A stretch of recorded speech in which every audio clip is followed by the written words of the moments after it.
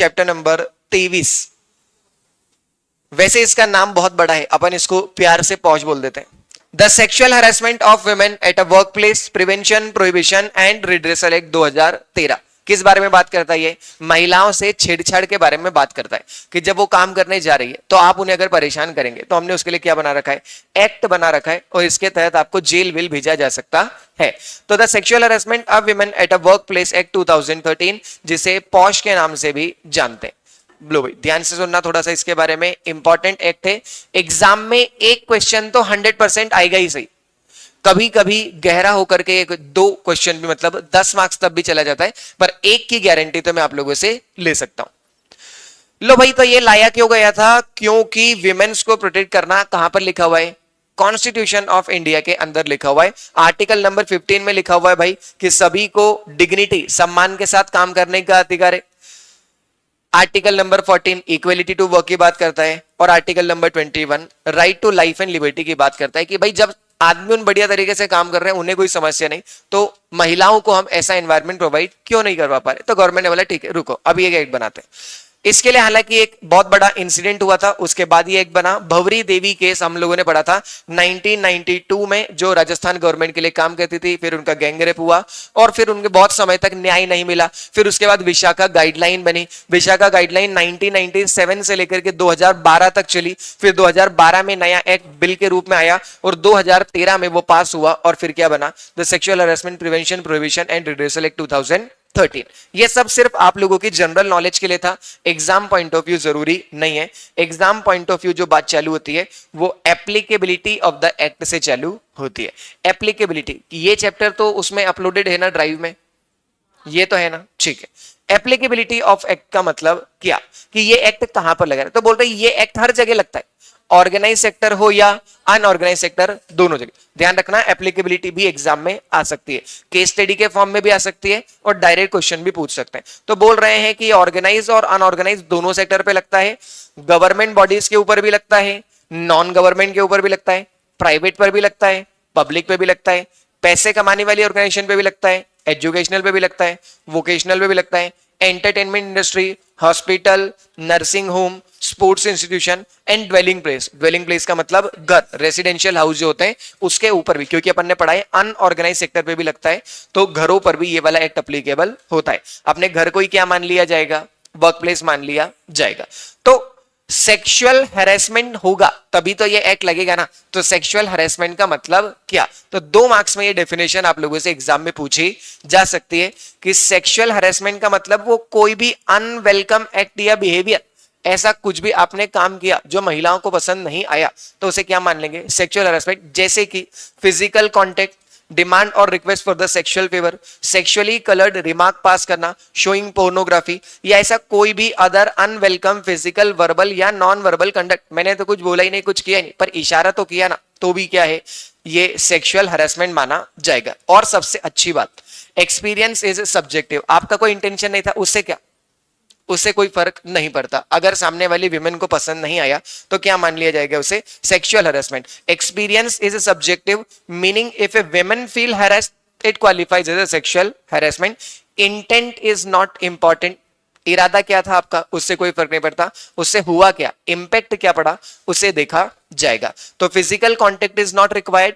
अगर आपने कोई ऐसा वातावरण बनाया, ऐसा एनवायरनमेंट क्रिएट किया जो कैसा है, हॉस्टाइल या फिर ह्यूमिलेटिंग, तो इसे क्या मान लेंगे? सेक्सुअल हैरेसमेंट मान लिया जाएगा। या क्विद प्रो क्यू, अगर आपने किया दिस फॉर दैट, तो उसे भी क्या मान लिया जाएगा? सेक्सुअल हैरेसमेंट कंसीडर किया जाएगा।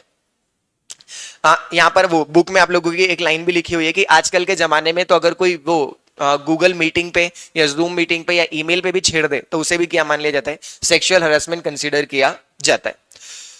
सेक्सुअल हैरेसमेंट का आरोप कौन लगाएगा? Aggrieved women. एग्रीव्ड विमेन का मतलब क्या? A women of any age, age से कोई फर्क नहीं, एम्प्लॉयड और नॉट, वो काम करती हैं या नहीं, उससे कोई फर्क नहीं पड़ता, who alleges sexual harassment, sexual harassment का आरोप लगाना, and includes women in the work place और women working in the house और ड्वेलिंग प्लेस, घरों में काम करने वालों को भी इंक्लूड किया गया है। ध्यान रखना है, इस बात से कोई फर्क नहीं पड़ता कि विमेन वर्किंग है या विजिटिंग वर्क प्लेस कर रही है, रेगुलर है, टेम्परेरी है, एडॉक है, डेली वेज वर्कर है, कॉन्ट्रैक्ट वर्कर है, प्रोबेशनर है, ट्रेनी है, अप्रेंट है, विमेन वर्किंग वॉलेंट्री मतलब फ्री में काम कर रहे हैं या पैसों के लिए काम कर रहे हैं, विमेन इंगेज डायरेक्टली या कॉन्ट्रैक्टर, कोई से भी विमेन होनी चाहिए, बस क्या लग जाएगा, सेक्सुअल हरेसमेंट लगा दिया जाएगा। हाँ या ना, बोलो बराबर बात। ध्यान रखना इन सब के ऊपर कहीं से भी कोई छोटी मोटी केस स्टडी बनाई जा सकती है। जैसे बोल देंगे कि एक विमेन है जो डेली वेज वर्कर थी और उसके साथ सेक्सुअल हरासमेंट हुआ और वो ये एक्ट लगाना चाहती है, तो एम्प्लॉयर बोलता है कि आप नहीं लगा सकते, क्यों, क्योंकि आप तो डेली वेज वर्कर हो। तो आपको लिखना पड़ेगा कि विमेन रेगुलर हो, टेम्परेरी हो या डेली वेज वर्कर हो, सभी को अग्रीड विमेन की डेफिनेशन में काउंट किया गया है। हाँ या ना।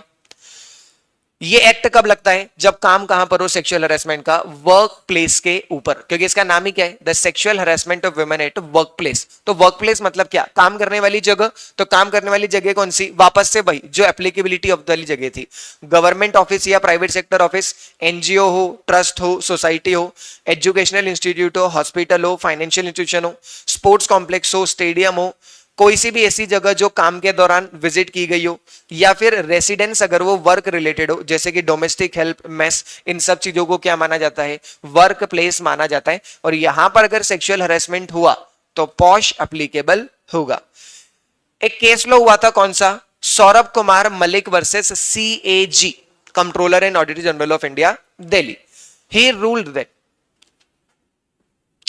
Delhi high court rule that places like official message का मतलब क्या होता है, ऑफिशियल रेसिडेंशियल फैसिलिटी, मतलब जो गेस्ट रूम्स होते हैं उन्हें क्या माना जाएगा, वर्क प्लेस माना जाएगा। हाँ या ना, बराबर। एक काम करो यहां पर लिख लो,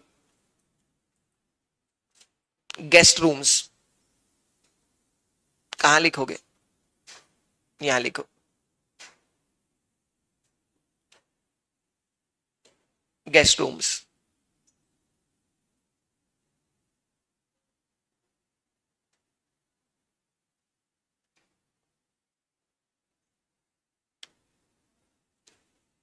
ठीक है, तो फैक्टर किसी भी चीज को वर्क प्लेस कब मान लेते हैं, क्या हर जगह को वर्क प्लेस मान लेंगे, बोल रहे किसी भी चीज को वर्क प्लेस मानने से पहले इन तीन चीजों के ऊपर ध्यान रखना। सबसे पहला, प्रॉक्सिमिटी टू द प्लेस, क्या वो आपके ऑफिस के पास में है अगर, तो उसे वर्क प्लेस माना जा सकता है। क्या एम्प्लॉयर का कंट्रोल है उस जगह के ऊपर, तो उसे वर्क प्लेस माना जा सकता है। And whether location is an extension of the work place, क्या वो लोकेशन वर्क प्लेस का एक्सटेंशन है, जैसे कि गोडाउन, तो वो वर्क प्लेस का ही क्या है, एक्सटेंशन। क्या वो एम्प्लॉयर के कंट्रोल में भी है, हाँ, और क्या वो पास में भी है, हाँ, तो उस जगह को क्या मान लिया जाएगा, वर्क प्लेस मान लिया जाएगा। तीनों में से कुछ भी अगर हुआ तो उसे वर्क प्लेस कंसिडर किया जा सकता है। ये लिखा वो लाइन मॉडर्न इंटरप्रिटेशन के हिसाब से, क्योंकि आजकल रिमोट वर्क बहुत ज्यादा चलता है, डिजिटल मीटिंग्स होती है, तो अगर कोई डिजिटल मीटिंग में सीईओ ने एम्प्लॉइज को हैरेस किया वर्क फ्रॉम होम के दौरान मीटिंग पे, तो उसे भी क्या मान लिया जाएगा, सेक्सुअल हैरेसमेंट, और उसके घर को ही क्या मान लेंगे, वर्क प्लेस मान लेंगे। जहां पर वो घर से बैठ के काम कर रही है उसे ही वर्क प्लेस कंसिडर कर लिया जाएगा। बोलो कोई समस्या यहां तक, चलो एक काम करो यहां तक एक बार रीड करो पॉश, फटाफट रीड करो भाई।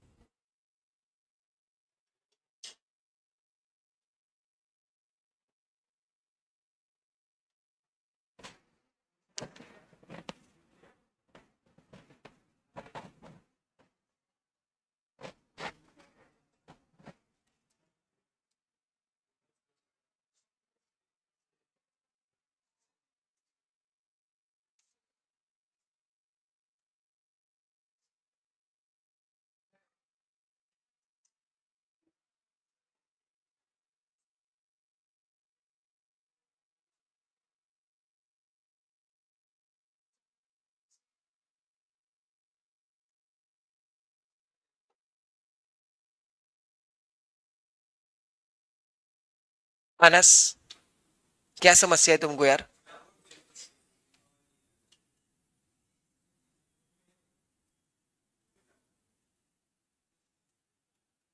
पढ़ो तुम पढ़ो।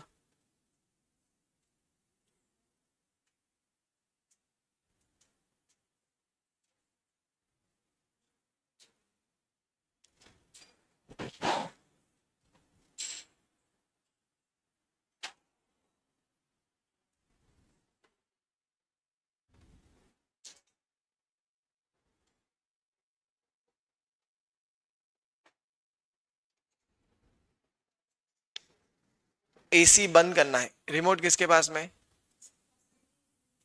रिमोट किसके पास में? नहीं है? बोलता हूं मैं उनको।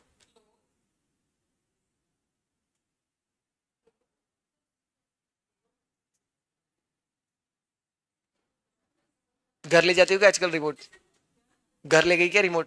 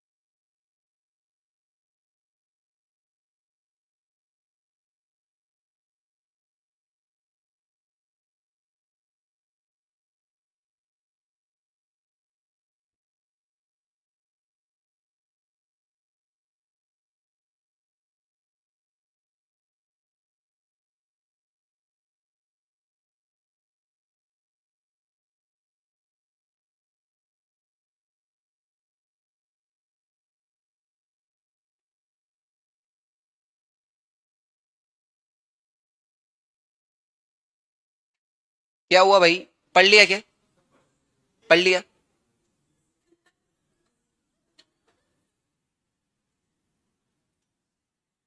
क्या समस्या है? चलो चलो, नेक्स्ट है कंप्लेन कमिटी। लो भाई, हमने ये तो सारी बातें कर ली कि सेक्सुअल हरेसमेंट नहीं होना चाहिए, कहां नहीं होना चाहिए, वर्क प्लेस पर। किसके साथ नहीं होना चाहिए? विमेन्स के साथ। अगर हो गया तो क्या? तो फिर उसके खिलाफ क्या होगी? कंप्लेन फाइल होगी। और कंप्लेन कहां फाइल होगी? जो कमिटी कंपनी ने बना रखी है वहां पर। तो complain committee under the posh act. Posh act के अंदर दो तरह की कंप्लेन कमिटी बनाई है, पहली आईसीसी और दूसरी एलसीसी, इंटरनल कंप्लेन कमिटी और लोकल कंप्लेन कमिटी। आईसीसी कब बनानी है? जब एवरी एम्प्लॉयर विथ 10 और मोर एम्प्लॉइज, ध्यान रखना है इररिस्पेक्टिव ऑफ जेंडर, भले ही सारे एम्प्लॉइज कौन है आपके यहां पर? मेल, तो भी अगर वो 10 या 10 से ज्यादा है तो ऐसे केस में आईसीसी बनानी पड़ेगी। Must setup an internal complain committee within an organisation. ये सबसे इंपॉर्टेंट पोर्शन है, एग्जाम में 3 से 4 बार आ चुका है आईसीसी और LCC. If office or unit are in different location, ICC must be set up at each unit. मतलब location specific. चाहूं तो मैं क्या लिख सकता हूं यहां पर? Location specific. जैसा अपन लोगों ने किसके केस में पढ़ा है? जीएसटी लाइसेंस और टेलीकॉम लाइसेंस के अंदर। ये भी कैसी है? ICC location specific. अगर 4 जगह पर ऑफिसेस हैं तो चारों जगह पर अलग अलग आईसीसी बनानी पड़ेगी। तो ये कैसी होती है? Location specific. इसके अंदर कितने लोग होंगे? तो बोल रहे हैं एक होगा प्रिसाइडिंग ऑफिसर, मतलब senior women employees from that work place. इसके अलावा 2 और एम्प्लॉइज होंगे जिनके पास में एक्सपीरियंस होगा किसका? सोशल वर्क का। और इसके अलावा एक मेंबर आएगा कहां से?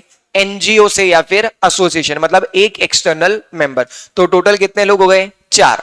सबसे पहला एक प्रिसाइडिंग ऑफिसर, जो कौन होगी? Senior women employee at that work place. इसके अलावा 2 और एम्प्लॉइज जिनके पास में क्या होना चाहिए, सोशल वर्क का एक्सपीरियंस और एक एक्सटर्नल मेंबर, जो कहां से आएगा, एनजीओ या फिर किसी एसोसिएशन से, बराबर। आईसीसी में टोटल जितने लोग होंगे उसमें से 50% कौन होना चाहिए, विमेन होनी चाहिए। At least 50% of the total ICC member must be women. Tenure बोल रहे हैं कि ये जो मेंबर है या जो प्रेसिडेंट है उसका टेन्योर कितना होगा, 3 साल का, या फिर जितना एम्प्लॉयर डिसाइड कर दे उतना। और इसका पूरा पैसा कौन बियर करेगा, ऑर्गेनाइजेशन बियर करेगी, organisation to bear the fees and allowances. Casual vacancy अगर कोई भी आई तो उसे कौन पूरा करेगा, एम्प्लॉयर। एम्प्लॉयर बना रहा है पूरी कमिटी, तो कैजुअल वैकेंसी भी कौन पूरी करेगा, एम्प्लॉयर। एक छोटा सा केस लॉ था, Bombay high court in the case of Vidya Akhave held that ICC shall not, my bad, अगर आप लोगों ने लिखा हुआ है तो आईसीसी को काटना और वहां पर लिखना कोर्ट।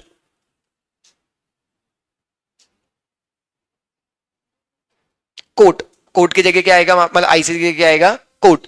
तो बोल रहे हैं court shall not interfere in ICC punishment order unless it is shockingly disproportionate. क्या बोल रहे हैं कि अगर आईसीसी ने कोई फैसला लिया है तो जनरली कोर्ट उसमें बीच में नहीं आती है, अनलेस आईसीसी का जो फैसला वो बहुत ज्यादा कैसा हो, बेकार, बेतुका, कि भाई सेक्सुअल हरासमेंट हुआ, आईसीसी बोल रही है कि हाँ हुआ, तो हमने पूछा पनिशमेंट क्या दी, तो बोल रहे पनिशमेंट है 2 दिन का सस्पेंशन। हमने बोला कि 2 दिन का सस्पेंशन बहुत कम सजा है, तो फिर कोर्ट बीच में इंटरफेयर करेगा और कोर्ट डिसीजन देगा। अदरवाइज जनरली अगर आपने मान लीजिए ऐसा करा कि हमने नौकरी से निकाल दिया उसे, या उसकी सैलरी 50% से कम कर दी, या उसे दूसरी जगह पर शिफ्ट कर दिया, ऐसे मेजर्स अगर लिए हैं जो ठीक है, तो ऐसे केस में फिर बॉम्बे हाईकोर्ट ने बोला है कि हम बीच में नहीं आएंगे। पर अगर शॉकिंगली डिस्प्रोपोर्शनेट हुआ तो फिर कोर्ट इंटरफेयर कर सकती है।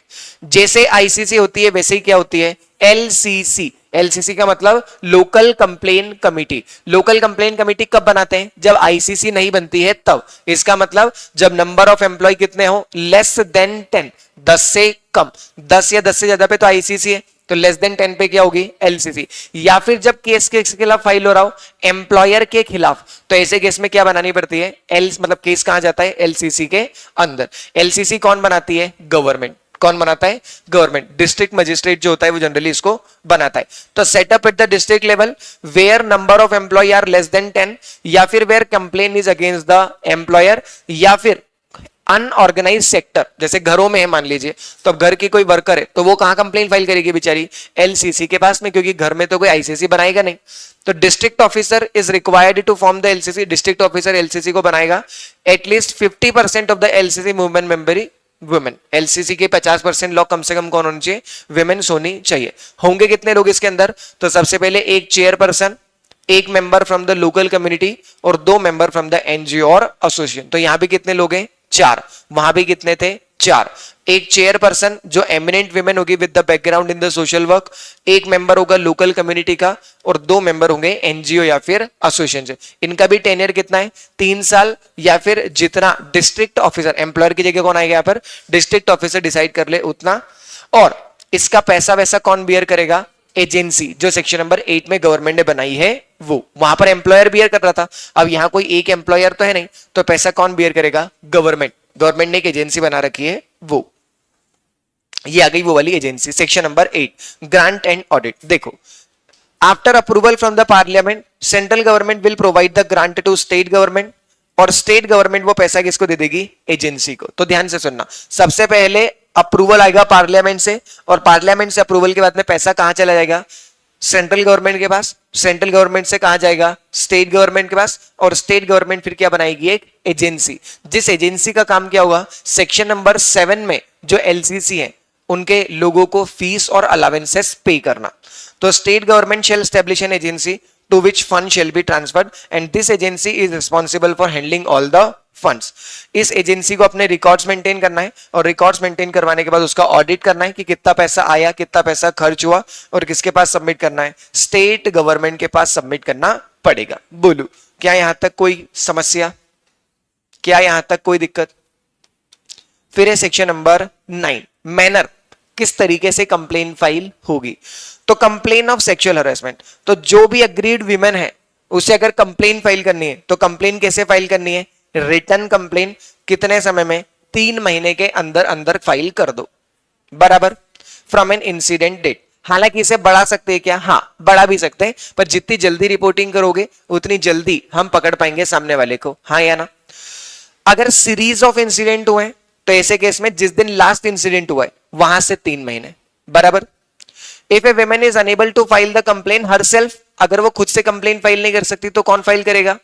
वो जो एलसीसी या आईसीसी बनाई है उसके अंदर जो प्रिसाइडिंग ऑफिसर या मेंबर है उनका काम ही क्या है? विमेन्स को असिस्ट करना। तो if a women is unable to file the complain herself, presiding officer और member must provide the reasonable assistance. If aggrieved women is physically और मेंटली इनकेपेबल, अगर विमेन खुद से फाइल नहीं कर सकती या फिर उसकी क्या हो गई है? डेथ, तो ऐसे केस में उसका लीगल हायर भी क्या कर सकता है? उसके बिहाफ पर एलसीसी या आईसीसी के पास में कंप्लेन फाइल कर सकता है। कंप्लेन शेल बी डिस्क्रिप्टिव, उसमें पूरी बात लिखी होनी चाहिए, clear, specific, and shall include किस दिन सेक्सुअल हरेसमेंट हुआ, किस समय पर हुआ, किस जगह पर हुआ, और जिस पर्सन ने किया, रिस्पोंडेंट, उसके साथ आपका वर्किंग रिलेशनशिप क्या था और उसका नाम क्या है। ये सारी बातें आपको बतानी पड़ेगी, इसीलिए वर्ड क्या लिखा हुआ है? डिस्क्रिप्टिव और स्पेसिफिक। अगर आपने कंप्लेन इस मैनर में फाइल नहीं की या फिर कंप्लेन कैसी थी? एनोनिमस। एनोनिमस मतलब अग्रीव्ड विमेन ने अपना नाम नहीं लिखा, तो ऐसे केस में कंप्लेन को क्या कर देंगे? रिजेक्ट। क्यों? क्योंकि फ्रिवलस कंप्लेन फाइल हो सकती है। फ्रिवलस मतलब फेक। फेक कंप्लेन्स को दूर करने के लिए हमने साफ साफ बोल रखा है। हाँ, आगे चल करके सेक्शन में पढ़ोगे कि आप जो भी इंफॉर्मेशन दोगे वो कहीं डिस्क्लोज नहीं होगी, किसी को उसके बारे में पता नहीं चलेगा, पर आईसीसी या एलसीसी को तो इसके बारे में बताना पड़ेगा, हाँ या ना? Process for handling the complain, जब विमेन फाइल करेगी तो upon receiving the complain, before launching a formal inquiry, ICC और एलसीसी में attempt to settle the matter through conciliation. पहले अपन ने पढ़ा है, हर जगह क्या करते हैं अपन? कॉन्सिलेशन का ट्राई करते हैं।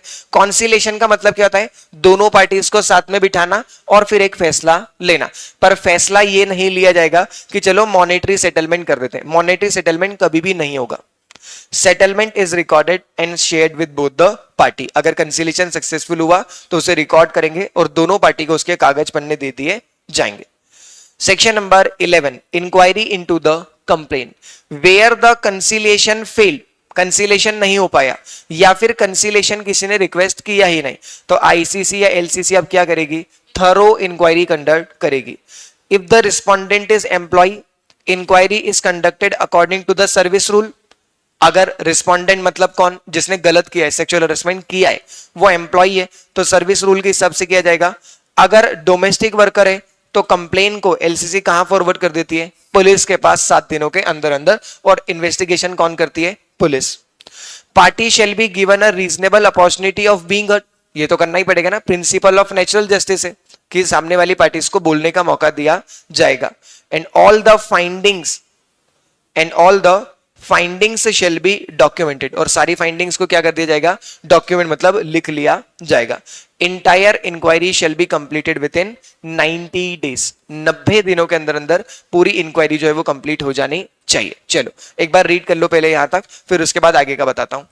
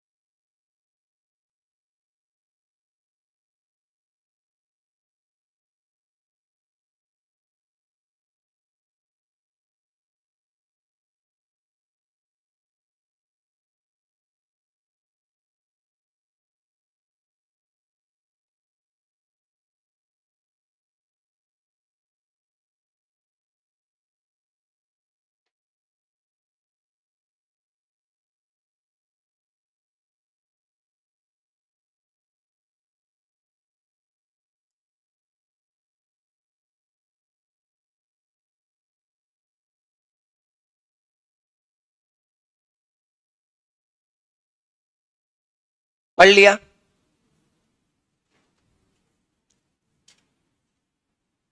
Done.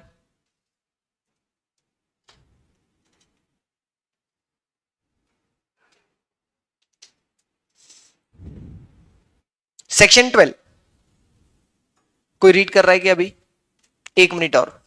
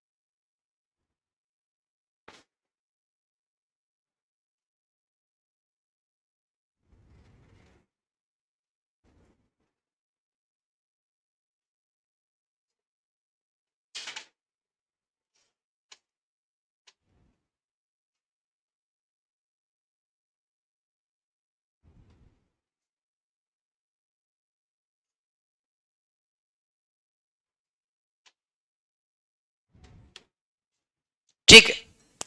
Section number 12, action during the pendency of inquiry. During the pendency of inquiry का मतलब क्या कि कंप्लेन फाइल हो चुकी है और 90 दिन का समय है, तो 90 दिन में इंक्वायरी कर रहे हैं। इस 90 दिनों के दौरान क्या कर सकते हैं? तो committee can recommend temporary measures like transferring the aggrieved women और granting the leave during the pendency. मतलब जैसे वो इंतरिम ऑर्डर होता है ना, आप लोगों ने जेआईजेल में पढ़ा होगा, उस तरह की बात कर रहे हैं कि अभी इन्वेस्टिगेशन कंप्लीट हुआ तो नहीं है, इंक्वायरी कंप्लीट हुई तो नहीं है, पर क्या उसके पहले कुछ मेजर ले सकते हैं? बोल रहे हैं हाँ, जैसे कि छुट्टी दे देना वुमेन को या उसे किसी दूसरी जगह पर ट्रांसफर कर देना जब तक इंक्वायरी कंप्लीट नहीं हो रही तब तक। जरूरी नहीं है कि अग्रीड वुमेन को ही ट्रांसफर करे, हो सकता है रिस्पोंडेंट को ट्रांसफर कर दे कुछ समय के लिए, जैसा अच्छा लगे। तो क्या ऐसा आईसीसी एलसीसी कर सकती है? हाँ, ऐसा करना अलाउड है। तीसरा, inquiry report. This section provide that action to be taken after the completion of inquiry. अब इंक्वायरी कंप्लीट हो चुकी है तो क्या बोल रहे हैं? आईसीसी या LCC must prepare report of its finding. अपनी फाइंडिंग की एक रिपोर्ट प्रिपेयर करो और किसको सबमिट कर दो? एम्प्लॉयर को। एम्प्लॉयर को कब सबमिट करेंगे? जब आईसीसी होगी तब। और डिस्ट्रिक्ट ऑफिसर को कब सबमिट करेंगे? जब एलसीसी होगी तब। और कितने दिनों में? 10 डेज के अंदर अंदर करना पड़ेगा। A detailed report with all the finding and recommendation is prepared. एक डिटेल्ड रिपोर्ट प्रिपेयर की जाती है। If the sexual harassment is confirm, report में recommend the disciplinary action, salary reduction और अदर मेजर्स। अगर पता चल गया कि हाँ सेक्सुअल हरासमेंट हुआ था तो ऐसे केस में उस आईसीसी या एलसीसी की रिपोर्ट में लिखा होगा कि अब हमें क्या नए एक्शंस लेना है। और नए एक्शन क्या हो सकते हैं? कोई डिसिप्लिनरी एक्शन हो सकता है, सैलरी रिडक्शन हो सकता है, या फिर अदर मेजर्स रिकमेंड किए जा सकते हैं। Then comes the important section, section number 14, punishment for the false or a malicious complaint and the false evidence। यहां बात कर रहे हैं अपन एग्रीड विमेन के बारे में कि अगर उसने झूठी कंप्लेन फाइल करी तो ऐसे केस में रिस्पोंडेंट की जगह एक्शन किसके ऊपर लिया जाएगा? एग्रीड विमेन के ऊपर लिया जाएगा। इफ आईसीसी और एलसीसी फाइंड्स आउट, अगर आईसीसी या एलसीसी को पता चला कंप्लेन इज मलिशियस, मलिशियस मतलब झूठी, complainant knowingly filed the false complainant, जिसने कंप्लेन फाइल करी उसने जानबूझ करके झूठी कंप्लेन फाइल की, या कंप्लेनेंट सबमिटेड फोर्स्ड डॉक्यूमेंट मतलब जाली दस्तावेज, गलत कागज, झूठे कागज सबमिट किए, ऐसा किसको पता चला? आईसीसी या एलसीसी को। तो फिर देन आईसीसी और एलसीसी में recommend the action against complainant. Complain किसके खिलाफ फाइल होगी? फिर कंप्लेनेंट के खिलाफ होगी और फिर इसके खिलाफ एक्शन लिया जाएगा। और एक्शन कौन लेगा?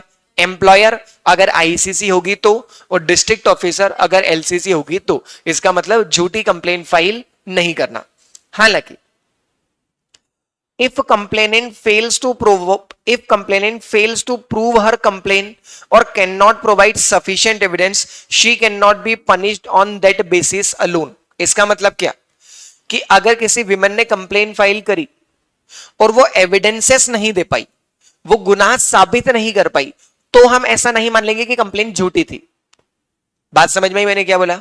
ये प्रूव होना चाहिए कि कंप्लेन कैसी है? झूठी, तो ही कंप्लेनेंट के खिलाफ एक्शन लेंगे।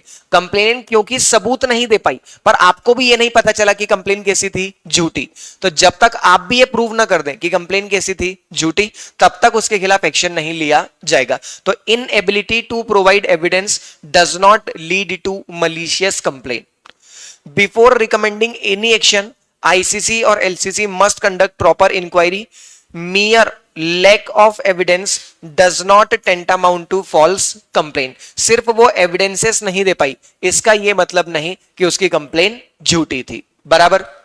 If during inquiry witness found to have given the false evidence, action may be taken against him। अगर किसी विटनेस ने भी झूठ बोला तो उसको भी लपेट लेंगे और उसके खिलाफ भी एक्शन लिया जाएगा। Then comes section number 16, prohibition on publishing complaint and inquiry detail. मतलब कॉन्फिडेंशियलिटी। क्या बोल रहे हैं कि जिस भी विमेन ने कंप्लेन फाइल की है वो कंप्लेन कभी भी किसी के सामने डिस्क्लोज नहीं की जाएगी। कंप्लेन किसने फाइल करी, कंप्लेन किसके खिलाफ फाइल की गई, उसकी मटेरियल इंफॉर्मेशन क्या थी, एविडेंसेस क्या थे, एक्शन क्या लिया गया, जो भी प्रोसीडिंग्स की डिटेल थी, कुछ भी किसी भी मैनर में पब्लिश नहीं की जा सकती। Section 16 strictly prohibit publishing, sharing और revealing any of the following to public. आप इनमें से कुछ भी ना तो पब्लिक को बता सकते हो, ना प्रेस को बता सकते हो, ना मीडिया को बता सकते हो। क्या नहीं बताना है? कंटेंट ऑफ द कंप्लेन, की कंप्लेन में क्या लिखा हुआ था, identity and address of any agreed women. Agreed women का ना तो नाम, ना उसका पता, ना रिस्पोंडेंट का नाम और उसका पता, ना ही किसी विटनेस का नाम और उसका पता। एनी इंफॉर्मेशन रिलेटिंग टू कंसीलेशन और इंक्वायरी, कंसीलेशन हुई नहीं हुई, सक्सेसफुल हुई फेल हुई, ये भी अपने को बाहर जाकर के किसी को नहीं बताना। और क्या एक्शन एम्प्लॉयर ने लिया वो भी अपने को बाहर जाकर के किसी को नहीं बताना है। ये सारी इंफॉर्मेशन कैसी रहेगी? कॉन्फिडेंशियल रहेगी, किसी पब्लिक, प्रेस, मीडिया को नहीं बताना। हावेवर, हालांकि some information may be disseminated to show that justice has been delivered।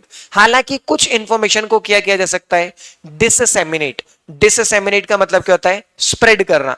कुछ इंफॉर्मेशन को फैलाया जा सकता है ताकि पब्लिक अवेयरनेस फैले कि सेक्सुअल हैरेसमेंट करना गलत है। तो हम क्या बोलेंगे कि किसी कंपनी में, नाम नहीं बताएंगे कंपनी का, किसी कंपनी में किसी एम्प्लॉय के साथ में ये हुआ तो उसे सेक्सुअल हैरेसमेंट माना गया है और गवर्नमेंट ने ये सजा उस पर्सन को दी है। ना तो पर्सन का नाम बताएंगे, ना किसके साथ हुआ ये बताएंगे, ना कौन सी कंपनी में हुआ ये हुआ है। अपना इंटेंशन क्या था? जनता में ये संदेश पहुंचाया जाए, लोगों को अवेयर किया जाए कि अगर ऐसा किया तो ऐसा हो सकता है, देखो ऐसा उस ऑर्गेनाइजेशन में हुआ है। हाँ या ना?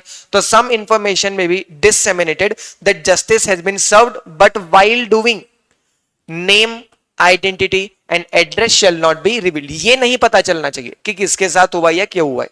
बराबर? हाँ या ना? सेक्शन नंबर 18, अगर आईसीसी या एलसीसी की सजा आपको पसंद ना आए या उसका एक्शन आपको पसंद ना आए तो any person aggrieved by recommendation और order made by under this act, under this act मतलब आईसीसी या LCC, he shall file a complaint, he shall file a appeal. और अपील कहां पर फाइल होगी? कोर्ट या ट्रिब्यूनल के पास, या फिर as per the service rule. Service rule मतलब एम्प्लॉयमेंट रूल। हो सकता है एम्प्लॉयर ने बना रखा हो कि हमारे यहां पर आईसीसी से ऊपर एक और कमिटी है, आप इसके खिलाफ कंप्लेन फाइल कर सकते हो, तो फिर उस कमिटी के पास चल जाना।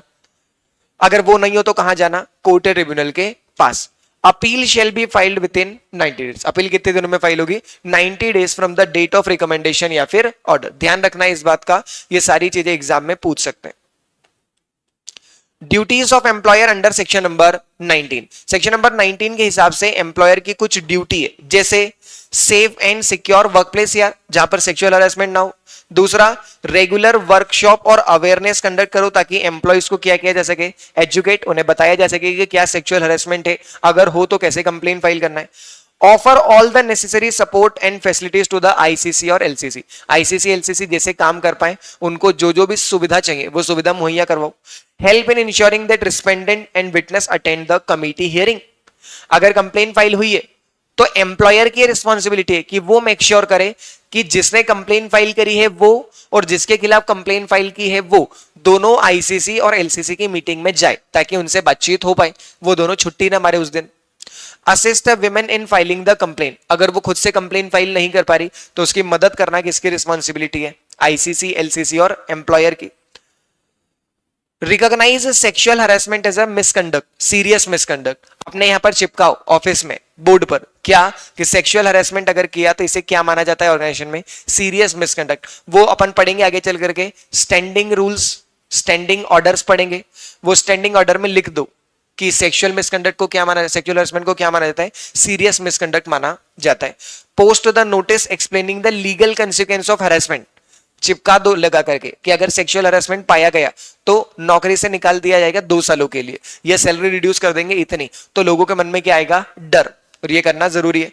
Keep the track of record, साथ साथ में आपको रिकॉर्ड रखना पड़ेगा अपने पास में कि कितनी आईसीसी एलसीसी की कंप्लेन आई, कितनों को सॉल्व कर दिया है, कितनी की इंक्वायरी चल रही है और क्या क्या सजा दी गई है, ये सारे का रिकॉर्ड आपके पास में होना चाहिए। किसी दिन गवर्नमेंट उठ करके आए तो आपके पास में रिकॉर्ड होने चाहिए ताकि आप उन्हें दे पाए। यहां तक कोई समस्या? ये रिस्पॉन्सिबिलिटी थी किसकी, एम्प्लॉयर की। ऐसी की ऐसी सेम रिस्पॉन्सिबिलिटी किसकी है, डिस्ट्रिक्ट ऑफिसर की। एम्प्लॉयर की रिस्पॉन्सिबिलिटी कब आती है, आईसीसी के केस में। डिस्ट्रिक्ट ऑफिसर की कब आती है, एलसीसी के केस में। तो duties and power of the district officer, district officer must ensure LCC submit its report on time, LCC time पे सबमिट करे report. Take the necessary step to involve the NGO and the goal is to raise the awareness. बोलो यहां तक कोई समस्या? बस खत्म हो गया, एक केस लॉ और बचा हुआ है और इसके बाद में खत्म। Employer action under posh is independent from the criminal complain under BNS. क्या बोला कि अगर तुमको बीएनएस में केस फाइल करना है तो करो, पॉश में एक्ट फाइल कर देने का ये मतलब नहीं है कि दूसरे एक्ट में नहीं जा सकते, दूसरे किसी एक्ट में कंप्लेन फाइल करनी है तो करो। ये एक्ट तो दूसरे एक्ट के सपोर्ट करता है, दूसरे एक्ट को खत्म नहीं करता। ऐसा कहां लिखा है, Vinay Jacob versus state of Kerala. और दूसरा केस लॉ है कौन सा, Rayala Satyanarayana versus SBI fund manager. इसके अंदर लिखा है court held that conclusion reached by ICC cannot serve as a stand alone basis for major penalties like removal from the services. Court ने बोला कि आईसीसी का जो कंक्लूजन है, आईसीसी के कंक्लूजन के बेसिस पे सीरियस पनिशमेंट नहीं दी जा सकती, जैसे किसी को नौकरी से निकालना। A full and proper departmental inquiry with opportunity of being heard and proper documentation is mandatory before such serious action are taken। मतलब सिर्फ आईसीसी के बोलने के बेसिस पे बड़े एक्शन नहीं लिए जाएंगे। बड़े एक्शन लेना पर उसके लिए पहले क्या करना, थरो इंक्वायरी कंडक्ट करना, रीजनेबल अपॉर्चुनिटी ऑफ बीइंग हेard देना और पूरे डॉक्यूमेंटेशन रखना। क्यों? क्योंकि किसी को भी नौकरी से निकालने के बड़े इंप्लीकेशन है ना, वो तो नौकरी से जाएगा, उसके घर वाले भी परेशान होंगे, इसलिए सीरियस मेजर पेनल्टी लेने से पहले क्या बोला कि एक बार पहले क्या करना, thorough inquiry. Without this safeguard imposing major punishment is illegal. सिर्फ आईसीसी की बात मानते हुए काम, क्योंकि आईसीसी में कौन काम कर रहे हैं, आधी महिलाएं, उसमें से सीनियर विमेन भी कौन है, विमेन, और बाकी लोग कौन है, एक्सटर्नल एनजीओ वाले, हाँ या ना। तो उन्हें थोड़ी पता पूरा का पूरा की इंक्वायरी कैसे करनी है, तो उनकी रिपोर्ट ले लो। रिपोर्ट में मेजर कंसर्न्स हो तो फिर ऑर्गेनाइजेशन को भी बोला कि एम्प्लॉयर खुद क्या करेगा, एक थरो इंक्वायरी कंडक्ट करेगा, सीरियस पनिशमेंट उसके बाद ही इंपोज की जाएगी। बोलो हाँ या ना? क्या यहां तक कोई समस्या? इसी के साथ पॉज जो है वो चैप्टर भी अपना कंप्लीट हुआ। फटाफट से इसकी रीडिंग लगाओ, 5 मिनट में इसके क्वेश्चन सॉल्व करते हैं। थरो इंक्वायरी का मतलब होता है कंप्लीट इंक्वायरी, थरो का मतलब कंप्लीट, फुल, डिटेल्ड। चलो रीड करो भाई फटाफट से, सिमरन रीड करो।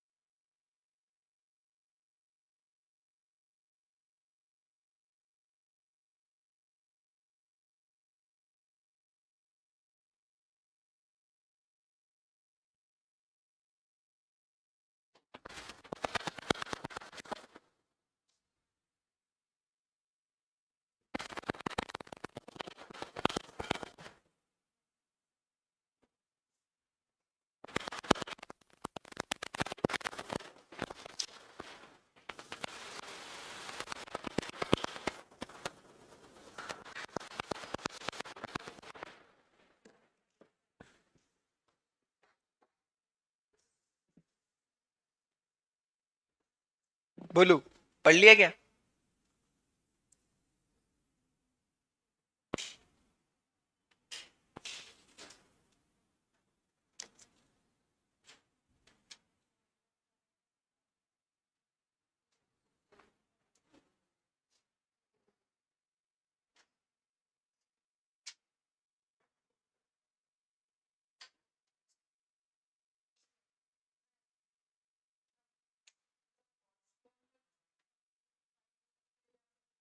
ज्वाइन कैसे फाइल करोगे? सोचो थोड़ा, क्या बोला है तुमने, फिर करेंगे फाइल बाद में।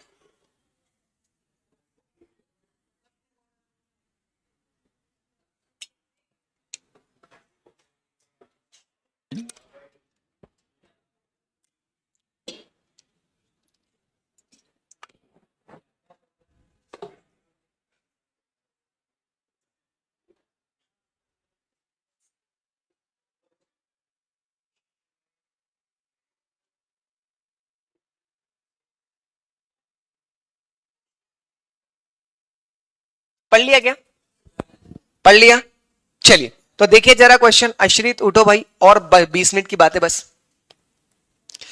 दिसंबर 2025, कैन विभूत स्मॉल फाइनेंस लिमिटेड, अरे सुनो यार, terminate employee on the basis of finding of ICC without conducting departmental inquiry. अभी जस्ट केस लॉ पढ़ा, Rayala Satyanarayana versus SBI fund manager, जिसके अंदर अपन ने क्या पढ़ा कि सिर्फ आईसीसी के रिकमेंडेशन के बेसिस पे सीरियस पनिशमेंट या मेजर पनिशमेंट देना अलाउड नहीं है, जैसे कि रिमूवल फ्रॉम द सर्विस। उसके लिए आपको क्या करनी पड़ेगी, प्रॉपर डिपार्टमेंटल थोरो इंक्वायरी कंडक्ट करनी पड़ेगी, उसके बाद ही डिसीजन लिया जाएगा।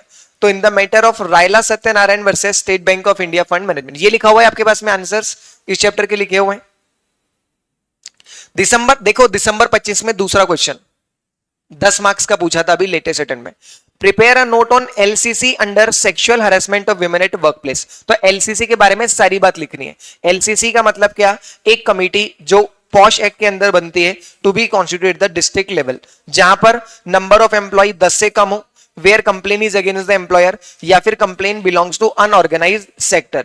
डिस्ट्रिक्ट ऑफिसर जो है वो क्या करता है, एलसीसी बनाता है। एलसीसी में एक चेयरपर्सन, एक मेंबर और 2 मेंबर एनजीओ एसोसिएशन होंगे। At least 50% total ICC total LC के मेंबर कौन होने चाहिए, विमेन होनी चाहिए। इनका टेनियर कितना होगा, 3 साल, या फिर जितना डिस्ट्रिक्ट ऑफिसर डिसाइड कर दे। फीस या अलावेंसेस कौन बियर करेगा, एजेंसी जो सेक्शन 8 के अंदर बनाई गई है वो। हाँ या ना, बोलो इसके अंदर कोई कंफ्यूजन? 5 मार्क्स में इससे आसान क्वेश्चन कैसे आएगा ये बताओ मुझे। पहला वाला मैं मान सकता हूं कि ये अगर आपने केस लॉ नहीं पढ़ा होता तो शायद ऊपर नीचे हो जाता, पर ये तो कितना आसान क्वेश्चन था अभी एग्जाम में। हाँ या ना। जून 25, रमेश कुमार गुप्ता है, डायरेक्टर है, a flavour of Delhi private limited, a prominent restaurant business located in Connaught place Delhi, CP new Delhi में, जहां पर 20 मेल, देखो साफ साफ लिखा है 20 male staff member. He has approach you a practising company secretary. आज ही मान लिया आप लोगों को कि आप कंपनी सेक्रेटरी और क्या करोगे, प्रैक्टिस। फॉर योर ओपिनियन, किस बारे में, पहला, क्या इस कंपनी को आईसीसी बनाने की जरूरत है? हाँ, क्यों? क्योंकि जब एम्प्लॉय 10 से ज्यादा नहीं, 10 या 10 से ज्यादा होते हैं तो आपको कमिटी बनानी पड़ती है, इररिस्पेक्टिव ऑफ द जेंडर। उन्होंने अपने को खास करके लिख करके दिया यहां पर क्या, मेल, तो अपने को लिखना है इररिस्पेक्टिव ऑफ द जेंडर। और ये बात अपने को, मुझे पता ही इस क्वेश्चन से पता पड़ी थी, क्योंकि मॉड्यूल में दिया हुआ ही नहीं है कि मेल एम्प्लॉइज पे भी होना चाहिए, सीधे एग्जाम में आया था, फिर उन्होंने लिख करके दिया कि इररिस्पेक्टिव ऑफ द जेंडर, तो इस बात का ध्यान रखना। दूसरा, what should be the composition of the ICC given that there are no female employees in the organization? तो क्या, सबसे पहले तो बताओ कि कंपोजिशन होगा क्या।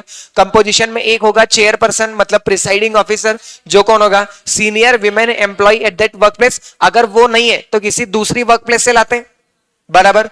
दूसरा, 2 मेंबर जिसके पास प्रिफरेबली सोशल एक्सपीरियंस होना चाहिए, हाँ या ना, एनजीओ का एक्सपीरियंस होना चाहिए। और तीसरा, 2 external member from the NGO और 1 एक्सटर्नल मेंबर फ्रॉम एनजीओ और association. However 50% of the member should be women, बराबर, हाँ या ना। तो ये भी आसानी क्वेश्चन था अगर आप ध्यान से देखें तो। अरे जून 25 तक का ही लिखा है, माय बैड। दूसरी ब्रांच से लानी पड़ेगी, दूसरी प्लेस से लानी पड़ेगी, या फिर एनजीओ से लाना पड़ेगा। 50% तो करना पड़ेगा। जून 25 का क्वेश्चन देखा ये वाला। जून 25 में कोई और क्वेश्चन बचा है क्या? एक मिनट।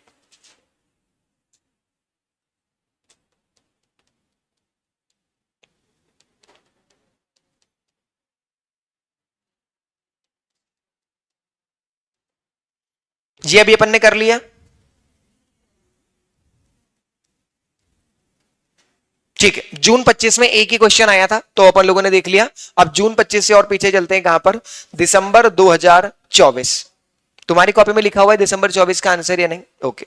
ये कुछ जो जो आंसर्स अपन ने नहीं लिखे हैं ये मुझे बता देना, तो मैं तुमको भेज दूंगा, अलग से लिखना है तुम लोगों को कॉपी में, ठीक है? मुझे चैप्टर्स बता देना कि कौन कौन से नहीं लिखे, मैं सारे भेज दूंगा एक साथ। मेरे पास लिखे हुए हैं पर वो अलग अलग जगह पर है, मुझे सिर्फ एक पीडीएफ कंपाइल करनी है उसकी और भेजनी है। क्या देखो भाई, क्या यहां पर 20 पॉश का कोई क्वेश्चन है क्या? 5 में नहीं, 6 में नहीं, 6A में ये रहा, जून 25 का था वो। अब ये क्वेश्चन देखो, दिसंबर 24 का एक क्वेश्चन आया है। क्या हुआ? Discuss the implication of section 14। बताओ सेक्शन 14 किस चीज का था? फॉल्स या मलिशियस कंप्लेन का। तो क्या बोला है कि अगर आईसीसी या एलसीसी को ये पता चला कि कंप्लेनेंट ने जो कंप्लेन फाइल करी है कंप्लेन मलिशियस थी, या कंप्लेनेंट ने जानबूझ करके झूठी कंप्लेन फाइल करी, या फॉर्स डॉक्यूमेंट सबमिट किए, तो ऐसे केस में आईसीसी या एलसीसी कंप्लेनेंट के खिलाफ एक्शन लेंगे। बराबर।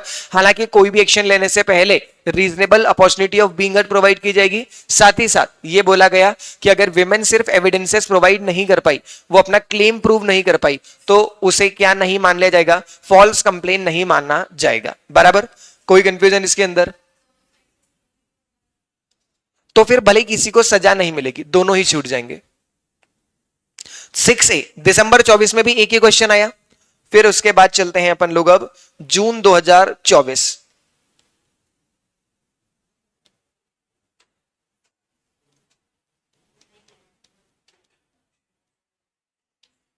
देखो यार, यहां पर कोई पॉश का क्वेश्चन है क्या? ये तो 21, ये 18, ये 16 और ये कॉन्ट्रैक्ट लेबर मतलब 16।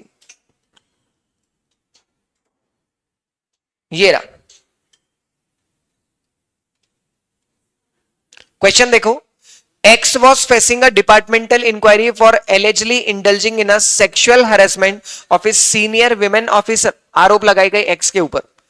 He contended that as the alleged misconduct took place not at the workplace but in the guest house of the company where the women officer was residing, he could not be accused of sexual harassment at workplace। बताइए क्या ये बात सही बोल रहे हैं? नहीं। Saurabh Kumar Malik versus CAG, Delhi high court की रूलिंग है कि ऑफिशियल मेस मतलब रुकने की जगह, रेसिडेंशियल प्लेस मतलब गेस्ट हाउस, इसे भी क्या माना जाएगा? वर्क प्लेस कंसिडर किया जाएगा। तो सबसे पहले यहां पर तुमको लिखना है वर्क प्लेस की डेफिनेशन। फिर वर्क प्लेस मानने के पहले 3 फैक्टर है, प्रॉक्सिमिटी, कंट्रोल और नियरनेस। इन 3 चीजों को चेक किया जाएगा। उसके बाद में फिर लिखना सीएजी वर्सेस सौरभ कुमार मलिक का केस लॉ, और बता देना कि अकॉर्डिंगली एक्स को माना जाएगा कि उसके ऊपर पॉज जो है वो लगेगा। देख रहे इनको, यहां पर इन्होंने बोला एक्स और यहां पर नाम बदल दिया ए। कहीं से क्वेश्चन कॉपी पेस्ट कर रहे होंगे तो एक ही जगह पर चेंज कर पाए। देखो ना, यहां पर एक्स है और फिर बोला कि ए का कंटेंशन सही है या नहीं। गलती हो गई क्वेश्चन बनाते वक्त।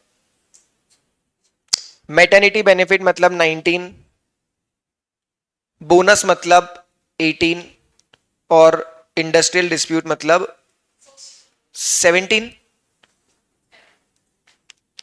ईआई कोड मतलब 19, गिग वर्कर मतलब 15,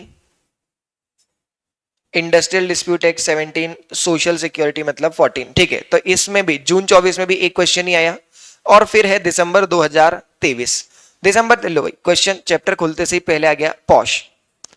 Briefly state the provision regarding prohibition of publication or making known content of complaint and inquiry proceeding under sexual harassment of women at workplace। Section number 16, जहां पर क्या लिखा हुआ है? कि कोई भी कंप्लेन की डिटेल आप पब्लिक प्रेस मीडिया में नहीं डाल सकते, ना तो किससे रिलेटेड, एग्रीड वीमेन से रिलेटेड, ना रिस्पोंडेंट से रिलेटेड, ना कोई भी कंसीलिएशन के रिगार्डिंग डिटेल जो है वो फर्निश नहीं किया। हालांकि कुछ इंफॉर्मेशन को क्या किया जा सकता है, डिससेमिनेट मतलब शेयर किया जा सकता है फॉर पब्लिक अवेयरनेस, पर उसमें भी ध्यान रखना है किसी का नेम आइडेंटिटी रिवील नहीं होना चाहिए। तुम ये बताओ मुझे कि ये रायला सत्यनारायण का क्वेश्चन अगर मैं छोड़ दूं जो दिसंबर 25 में आया था, उसके अलावा, वो भी खैर अपन ने तो पढ़ी ली है, उसके अलावा अभी तक पॉश का एक भी ऐसा क्वेश्चन मिला जो तुम लोगों ने नहीं पढ़ा हो, ये तुमको नहीं आता हो? हाँ या ना? 4 टॉपिक दिए हुए हैं चैप्टर के अंदर, उसी में से सिर्फ घूम फिर के क्वेश्चन आते हैं।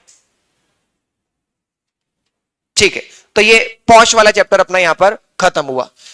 हर अटेम्प्ट में 5 मार्क्स का ही आया है वैसे तो, पर दिसंबर 25 के एग्जाम में कितने का आया है? 10 मार्क्स का। यस, अभी दिसंबर 25 में 2 क्वेश्चन इसमें